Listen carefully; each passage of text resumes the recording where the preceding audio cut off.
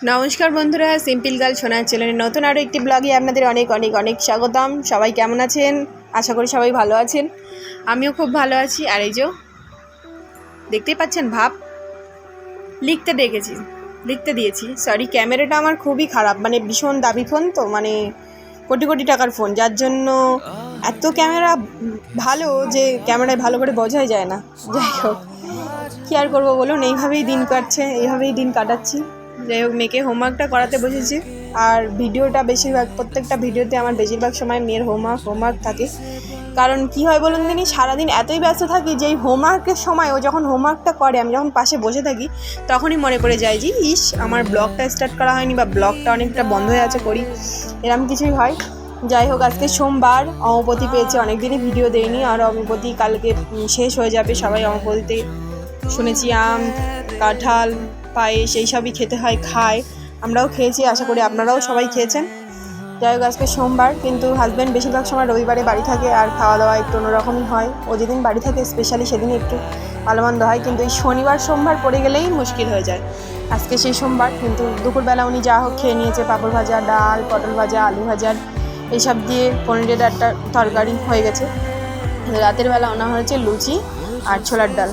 তাই ভাবছি ওকে তাড়াতাড়ি একটু বিকেলই পড়াতে বসিয়েছি, যে ওকে তাড়াতাড়ি এটা করিয়ে নিয়ে আমি একটু ওইগুলো বানাতে যাব। যেহেতু এখন বাড়ির গাছে মানে গাছ কাটা হয়েছিল, সেখান থেকে কিছু কাঠ বেরিয়েছে।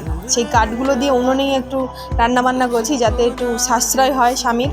তার জন্য একটু উনুনে রান্নাবান্না করছি। সেই জন্য চিন্তা ভাবনা করছি যে একটু কাঠে রান্না করি। তাই ভাবলাম যে কাঠেই যখন করছি, ফালতু গ্যাসটা আর ধরিয়ে লাভ নেই, যাই কাঠেই দুটো লুচি আর একটু ছোলার ডাল বানাবো। কারণ স্পেশালি এই কুমড়োর তরকারির থেকে আমার বিশেষ করে লুচির সাথে ছোলার ডালটা খুবই ভালো লাগে, আর আমার জন্য একটু বেশি টেস্ট লাগে। তাই জন্য লুচি করলে ছোলার ডালটা আমি একটু করার চেষ্টা করি।